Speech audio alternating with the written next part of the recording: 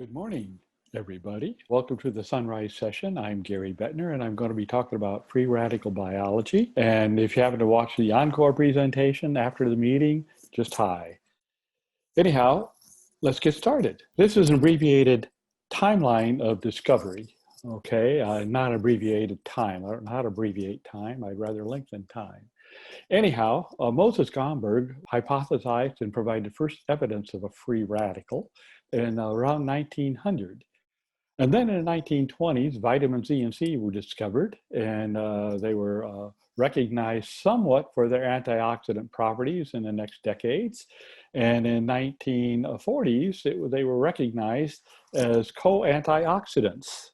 Okay, back in not long after the discovery of the vitamin C and E, Ratkine noted the rhythmic cycling of thiols and disulfides, first hint in cells, living systems. Near to my heart is in 1945, the discovery of EPR, electron paramagnetic resonance. However, there are many other things that I'm leaving out. But in 1969, 68, 69, was the discovery of superoxide dismutase. I think that was a pivotal discovery. Here's an enzyme that actually has a free radical as a substrate. But just as impactful, I think, is that there are enzymes that make superoxide, and they use xanthine oxidase and demonstrated that it made superoxide. Not long after that discovery, it was determined that white cells make superoxide. Okay, a different enzyme system in the white cells than xanthine oxidase. In the late years of that decade, 1978-79, manganese SOD and superoxide were proposed to be part of the basic biology of cells and tissues. And at the same time, approximately, was that iron could make big changes, had big consequences in biochemical and systems, et cetera. 1987, nitric oxide, we won't be talking much about it today. That's another lecture for another time. And then in the 1990s, HIF was discovered. And with that and all of these things coming together, there's a huge explosion in the research in the field of redox biology and iron. What is redox biology? Well, it centers on the biological consequences of the movement of electrons in systems that have reversible redox processes. So I'm not talking about taking carbon sources, glucose, and burning them up to get ATP, capturing that energy, CO2 and H2O2. What we're talking about are reversible stuff. DHA here is the 2-electron oxidation product of vitamin C, ascorbate. Glutathione, as being a 2-electron reducing agent, can put electrons back into that, and you get back ascorbate, vitamin C, that's quite functional now again, and you have GSSG. And then there are enzyme systems using NADPH as an electron source to put electrons back into that, and you have your GSH back. So these things are reversible. That's a key point, okay? And of course, NADPH gets electrons from glucose. As John Biag will say, the glucose is the mother of all electrons. So what is some of the vocabulary? Well, the big vocabulary, one of the big things is ROS, reactive oxygen species. But in my opinion, that is a cop-out, okay? What are some of these reactive oxygen species? Of course, hydroxyl radicals, superoxide, its protonated form, hydrogen peroxide, et cetera, singlet oxygen, and even iron 2 and oxygen as an oxidant. All of these things, all are oxidants, but they all have different chemistries. So when you say reactive oxygen species, it's just very broad and not very meaningful as to what's really going on, other than there's some not understood oxidation processes. So I encourage you not to use that. Superoxide dismutase, what it does actually do, it removes superoxide, and this is the actual reaction it catalyzes, giving hydrogen peroxide and oxygen. So what does superoxide do if it's not dismuted? Well, one of the things, it can react with iron proteins, and it can release iron.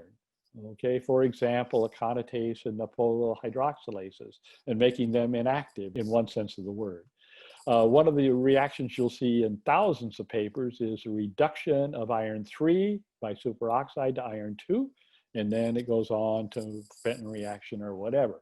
However, I grade it out because I don't think it's important in biology. It can be important in understand what's going on in homogeneous solution of some kind, but not in biology, because there are many other reducing agents. For example, ascorbate. can do this, okay? And ascorbate in cells is on the order of a millimolar. Superoxide is on the order of picomolar. And, here's, 10 to the ninth difference. Kinetically, ascorbate wins. Superoxide doesn't have a prayer of reducing that. So iron and hydrogen peroxides are dangerous because the Fenton reaction, iron 2 can put an electron into hydrogen peroxide to make iron 3 and hydroxyl radical, the most oxidizing radical that can exist in biology in water, essentially. Slower but also dangerous is the reaction of iron 2 plus and oxygen. It can make oxidants, and this is often overlooked.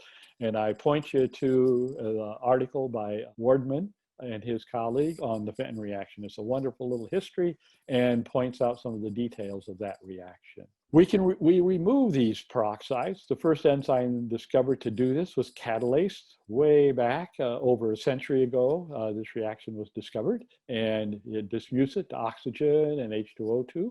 And, we can buy hydrogen peroxide in a bottle in the store. And if you pour it on a little bit of blood, you'll see some, a heme product, you'll see some sort of bubbling, and that's the oxygen. We also remove it by the glutathione peroxidases, first discovered in 1957. They can use glutathione to put electrons into hydrogen peroxide. And again, you get the disulfide, which is recyclable. They can not only do hydrogen peroxide, but organic hydroperoxides.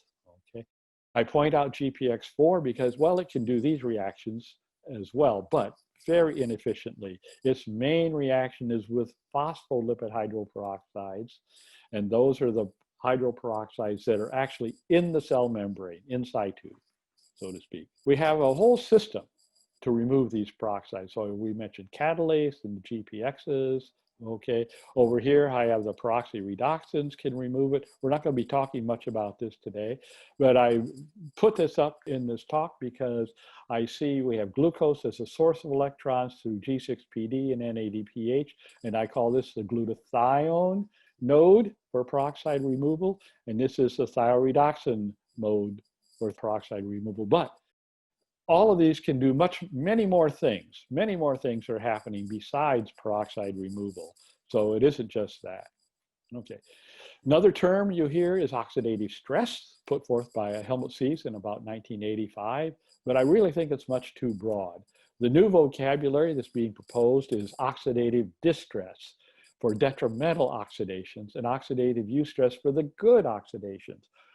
Small changes in flux or whatever, they are necessary that we can make adjustments in our biochemistry to take advantage of what's going on or adjust to what's going on in our bodies biochemically. Parallel would be, of course, reductive distress and reductive eustress, if you are into that sort of thing. So why redox biology? Well, to quote the late Senator Howard Baker, to get to the bottom of things, you follow the money. This is in politics, business, follow the money. In redox biology, we follow the electrons. So some of these reversible species, of course, we mentioned ascorbate already, phenols like vitamin E, reversible, hydroquinones, coenzyme Q is reversible, flavins, NADPH, metals, etc., and thiols are reversible, okay? So ascorbate is a classic donor antioxidant, a one electron reductant, okay, and there's some oxidizing free radical, and it can give an electron and a proton to it, and we repair that radical so it's not as dangerous anymore, and we have the ascorbate radical. It's a much more domesticated free radical. It doesn't do much except dismute or go back to ascorbate, etc. It's also, keep in mind, beyond this one electron donor antioxidant function is a one electron reducing agent, okay? Not just this one electron antioxidant. And so we can follow these electrons. Where do they go? The pecking order, thermodynamics can show us where they go. And so here we have the hydroxyl radical, very oxidizing, as I said, most oxidizing species you might get in water in biology. Okay, very oxidizing. It can oxidize any reduced species below it. And of course, at the bottom of this, the way this is arranged, we have electrons, they flow up, the oxidative holes flow down, and they meet in the middle. And where are the antioxidants? Tocopherol, ascorbate, CoQ, etc. They're all in the middle. So they're not very reactive, and they take care of oxidizing species above, or they work on getting rid of electrons that come up from below somehow. Okay. Reversible, that's the key thing. So besides, I've mentioned ascorbate, hydrochronosis, but sulfur. Sulfur is different in redox biology. It is a 2-electron reductant. Okay, so we have 2 thiols going to make a disulfide, giving 2 electrons to something, a 2-electron reductant. Thiols are used to form structure in proteins. It's a redox buffer in signaling, change in activity of enzymes. And here's a typical structure. And this can be anything, proteins, et cetera, coming off, et cetera. But why are thiols so special beyond being a 2-electron reductant? Okay, it is the reversible covalent bond. Reversible covalent bond. These electrons can be put back by enzymes to take the disulfide back to the thiol. That is key. We don't have covalent bonds with NADPH, a 2-electron reductant. DH, ascorbate to DHA is 2 electrons. We don't make covalent bonds, et cetera. Or with vitamin E, we don't make covalent bonds. There's a pecking order for 2 electrons as well. And here I have it reversed. I have the most reducing species, so electrons are flowing down, et cetera. And you see thiols right here at about minus 240 millivolts for glutathione, and some more reducing. So this is why electrons, they're flowing down here. So from NADPH into glutathione disulfide via enzymes to give you GSH, et cetera, and all of these sorts of things. Okay, and these are approximate, some of, why I say approximate, not all thioredoxins are the same. Some are more reducing, some are a little less reducing. Here's glutaredoxin, et cetera. And down here we have hydrogen peroxide. So electrons really flow thermodynamically from GSH to here to give water, and that's why GPX can work so well. So we have the peroxide removal system. We have catalase, we have the GPXs, and over here we have the thioredoxin systems again. Okay. Now, the major player, glutathione. Glutathione dictates the redox state, the redox environment of cells and tissues. It's one of the key players. And we can quantitate its state, okay, by using the Nernst equation. So if you remember the Nernst equation from your chemistry, we have delta E for a process is the change in standard reduction potentials between, the anode and cathode, shall we say, okay? And then concentration corrections as appropriate using the mass action expression, products over reactants, et cetera. And we can calculate the potential of a battery. Well, with these, we're not using a whole battery. We're just using the half cell. The rest, wherever the electrons go, is something else, okay? So in the glutathione thing, this is our half cell, and it's a reduction potential. So E is equal to this minus 240 millivolts, the standard reduction potential, and then 30 here instead of 60, because 60 over 2 electrons, remember? Okay, and then the key thing is this 2 makes glutathione squared here. But key is, if we measure the concentration of glutathione and glutathione diphosphate in the system, we can actually calculate its reduction potential and be quantitative and really make great comparisons. And in our lab and many others around the world, we've learned a lot more out of this than other approaches, a lot deeper understanding. So now, GSH is a redox buffer. And here we look at the reduction potential of that glutathione couple. And here we're correlating it with the biological state of the cell. And here we have minus 300 more reduced. Down here, minus 150 more oxidized, et cetera. And proliferation we see is somewhere minus 240, minus 250 millivolts. Okay. It's more reduced than with apoptosis, more oxidized. So as cells go from proliferation to differentiation to apoptosis, they become more and more oxidized. So differentiated cells, quiescent cells, hovering here around minus 200 millivolts, okay? And if you get to apoptosis at minus 160. But up here, thioredoxins, they really don't change. It's the glutathione that does. But this is inside the cell, and this is the ensemble average across the cell. So I view thiols as switches. Thiols are the major contributors to the redox environment of the cell, and they are involved in the function and in control of many proteins. Think about it. The glutathione in cells is typically millimolar. If you name a cancer cell in culture and ask me to guess the glutathione content, I'd say 3 millimolar. And I'd probably, just like at a carnival, I'd take your money and I won it. But 1 millimolar, that implies in a typical cell, there are billions. That is 10 to the 9th of them on the order of, okay? 10 to the 9th glutathione molecules or more in the cell, 10 to the 9th, 10 to the 10th, depends on the type of cell, okay? They're binary switches. You either have the thiol, each one, thiol or disulfide to get the 2, right? Okay, but this whole ensemble is serving as a rheostat to control the redox environment. So some are oxidized, some are reduced, etc. But the pool is moving, okay? And so as here we have the pool.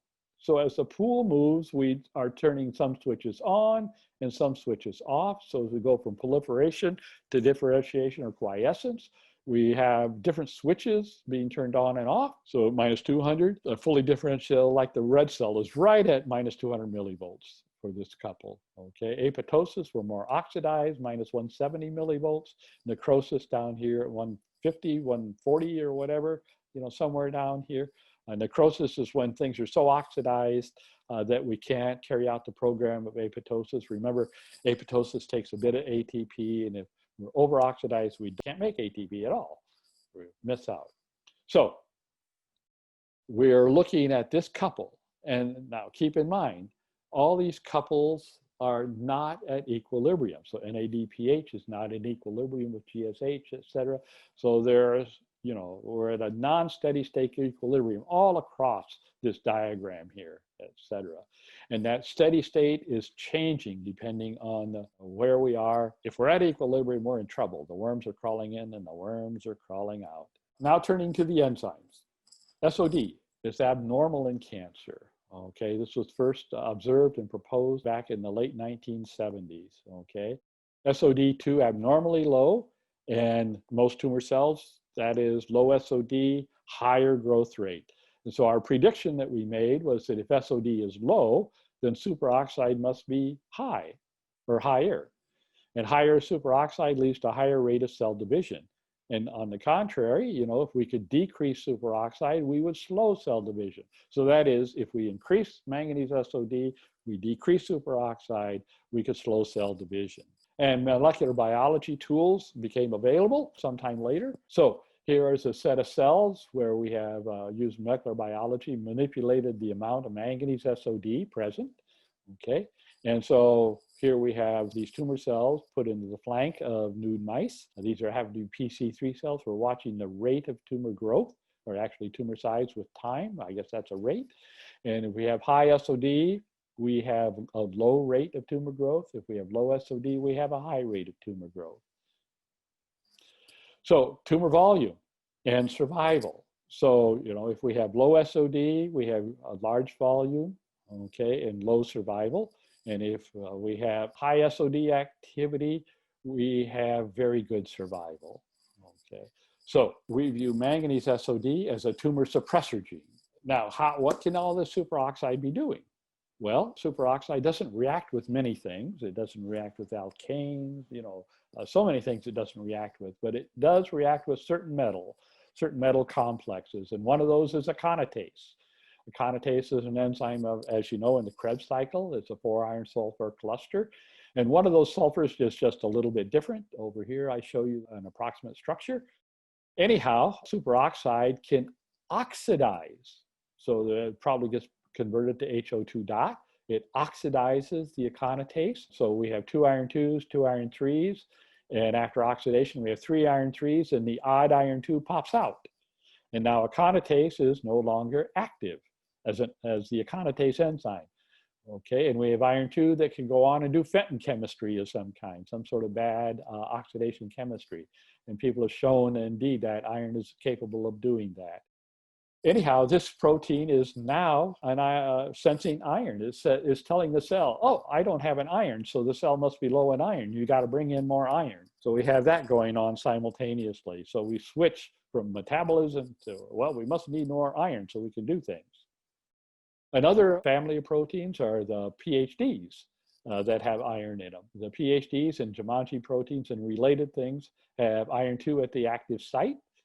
Okay, oxygen comes in with coordinates to the iron 2. It becomes an oxidant, and it oxidizes a protein that's on the enzyme. And if it's HIF, it oxidizes HIF, puts an OH on a proline on the HIF enzyme. And when the OH is on the HIF, it gets sent to the proteasome for degradation. Time to get fed to the recycling bin. But superoxide also can interact with PhD and activate it. And so we don't get this to happen. And then HIF-1 alpha can accumulate, okay, go to the nucleus and begin transcription. And so we have gene activation because of superoxide, okay? And even when there's oxygen around. So superoxide can modulate essentially when HIF is turned on. It's not just oxygen doing that. So SOD low, superoxide high, PhD goes down, HIF goes up, and then the HIF genes goes on. Very simple. So, right, very simple. Kind of an overstatement. So consequences, okay? So if you're checking your email right now, I'd like you to come back and because it's got a couple important slides here. So consequences, superoxide formation in the electron transport chain or electron transport system, our hardcore mitochondrias like to say. We have the high flux circuit making ATP. We have the low flux circuit, some small fraction of electrons going to superoxide that can inhibit aconitase. It can also turn on a certain set of genes, the HIF genes. We have hundreds of proteins essentially that are affected in the long term. Manganese SOD converts it to hydrogen peroxide, and we have 2 electron reactions. So I view that SOD is like a teeter-totter. It's a bifurcation point between 1 electron and 2 electron signaling. And here I put in double L for those who like to spell signaling that way and to point out the 2 electron signaling aspect of things. So remind you of the reaction of SOD again. Superoxide is converted to hydrogen peroxide. And so if you have a source of superoxide like xanthine oxidase, it's making so much superoxide, you'll get so much hydrogen peroxide. SOD will not change the amount of hydrogen peroxide. It'll lower the steady state level of superoxide, but H2O2 does not really change, okay? It will not change. However, there are some sources that are quite different than xanthine oxidase or the NOx enzymes or whatever, where SOD can make a difference. And one of those is coenzyme Q. The semiquinone radical can put an electron on oxygen, okay, and make superoxide. And then SOD grabs it and makes hydrogen peroxide. So equilibrium going back quite a ways, you know, it's not a favorable reaction. And so SOD can pull this reaction, Le Chatelier's principle in action. And so basically, SOD can increase the flux of hydrogen peroxide, et cetera. It also increases the flux of superoxide, but the steady state level is actually lower. So does it actually do that? Well, we had some cells, again, that had different levels of manganese SOD, okay? And so we measured something that's proportional to the amount of hydrogen peroxide being produced by those cells, and we get a curve that looks like this. So here we have low SOD, and here we have high SOD. It's a nice curve. It's not a straight line. And when you think about it, that's to be expected. To understand this, we teamed up with Victor Rogers in our chemical and biochemical engineering department. He's now at the University of California, Riverside. Anyhow, to model this. And so we set up a model of the system, having all the kinetics and thermodynamic parameters that we could put our hands on. And it took a while to collect those. And when we did the simulation, we got the same shape. When I put them together, I couldn't believe it. I almost fell out of my chair. They had the same functional form. And it makes sense. If you have low SOD and you add some, you can make a big change. But if you have very high SOD to begin with, you're grabbing almost all the superoxide and convert it to hydrogen peroxide. If you add a little more, it won't make that much difference. So all of you doing molecular biology with the SODs, you better think about this when you interpret your data. you better go take a look. Okay. So here we have hydrogen peroxide and GPX in tumor growth. Okay. So here we have, again, cells where we have different levels of GPX in the cells. So this is GPX activity, low, high. And if we have low GPX activity, okay, we have high hydrogen peroxide, okay, and low tumor growth, okay. So here's hydrogen peroxide is low, and when hydrogen peroxide is low, we have high tumor growth. Anyhow, the point is that hydrogen peroxide appears to be acting as a brake. When hydrogen peroxide is high, we have low growth. When hydrogen peroxide is low, we have high growth. So looking at it together, it looks like, to me, that superoxide can support cell proliferation and hydrogen peroxide can put a brake on it. And so these are being carefully titrated as we go from oxidative eustress to oxidative distress. So redox control of the human cell cycle, not only did Rapkind see a cycle, but my colleague here at the University of Iowa, Prabhat Goswami, saw this happening in quiescence. Okay, we have high manganese SOD, okay, low superoxide, high hydrogen peroxide, and as we go to the cell cycle, it reverses. And so there, manganese SOD goes down, superoxide goes up, and hydrogen peroxide goes down. And as we go into the cell cycle back to quiescence, it reverses again. And we have this cycling process, not just thiols, okay, are cycling, but these species as well. And then they're looking at what goes wrong. If things go wrong in here, things can go wrong in cell proliferation. Another concept I want you to think about is reserve capacity and time. Here's a set of experiments where we're looking at GPX4, and we had cells where we manipulated, using molecular biology, we manipulated the amount of GPX4 activity in the cells. And then what we did is we used photosensitization, singlet oxygen, to seed cells with lipid hydroperoxides. And at time 0, they all had the same amount of lipid hydroperoxides that we measured, okay? And then this graph is from measuring them 6 hours later. Gave them 6 hours to recover after that oxidative insult. And wild type has very low GPX4, and we had high amounts of peroxide remaining. And here we have high GPX4 activity and low peroxide. When you plot that, relative LOH levels versus activity, you see the higher activity, the lower levels of phospholipid hydroperoxides. When this is dye exclusion by those cells, if we have very low PHG-PX activity, we have low dye exclusion because, you know, we're not taking care of the oxidative stress put on them.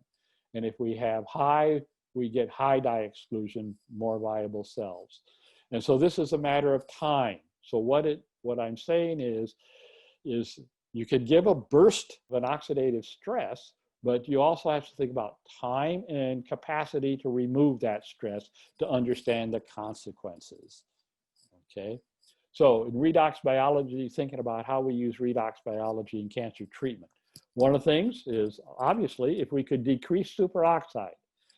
And how is that being done? Well, colleagues and many people around the world are working on SOD mimetics. Small molecules that will act as an SOD, not be toxic, and hopefully in tumor tissue would slow proliferation, and these SOD mimetics could protect normal tissue if there's an aberrant production of superoxide. And also, we could increase hydrogen peroxide. You know, how do we do that? We could deliver more, or we could hinder its removal. And here at the University of Iowa, we're using pharmacological ascorbate to try to deliver more hydrogen peroxide to tumors. You probably know that ascorbate is fickle. It oxidizes easily, and every time it oxidizes, it makes a hydrogen peroxide. It consumes oxygen. Metals catalyze this, iron, copper, depends on the coordination environment, obviously, but they catalyze it. So we get to DHA. DHA is recycled, and H2O2 is removed. And so we draw on the redox buffer to do that. So one of the things that's happening is the redox buffer is being drawn on, put to work, so to speak. Our goal is to increase hydrogen peroxide so it can damage important molecules. For example, one important molecule in a cell is DNA. So Juan and Dr. Cullen, they, over a decade ago now, they did an experiment where they put Miapacatue cells into the flank of nude mice, and then twice a day they delivered very high doses of ascorbate and looked at the rate of tumor growth. And here's the control. A high rate of growth is, like many others, a lot of variability here. And here is the treated group, much slower growth. And so this was exciting. However, when they stopped after 2 weeks, the tumors took off and the slope matched this slope. So this treatment was cytostatic, not cytotoxic. So what we're doing now at the University of Iowa is combining this ascorbate with other standard of care therapies. For example, radiation, gemcitabine, other things, okay? And we're trying to do it judiciously, thinking about mechanism. Where would more hydrogen peroxide perhaps synergize to give us a better treatment outcome? So we're giving gram doses of ascorbate. By gram doses, I mean 50, 75, or even more grams of doses several times a week, as many as 5 times a week. Our goal is to raise plasma levels from 0.05 millimolar, the normal range is somewhere in here, to around 20 millimolar, a factor of 400, 500 difference increase. And the goal is to deliver hydrogen peroxide to tumor, and we know tumor tissue handles it very poorly. And of course, oxidative damage to DNA and other important molecules. It might also, the lower HIF levels and other downstream events will challenge the ATP. We have many clinical trials in progress using pharmacological ascorbate as an adjuvant. So going back, for success in redox biology, follow the electrons carefully. Don't overlook one electron signaling, and be careful of iron. Think about it. And keep in mind, not all thiols are the same. Some are easily oxidized, some are not. Think about time and reserve capacity, and whenever possible, be more precise than simply using the term ROS and oxidative stress, okay? Think carefully why so many observations appear contradictory, and you have to really think about it, okay? And importantly, be prepared to reverse your thinking. And thank you so much.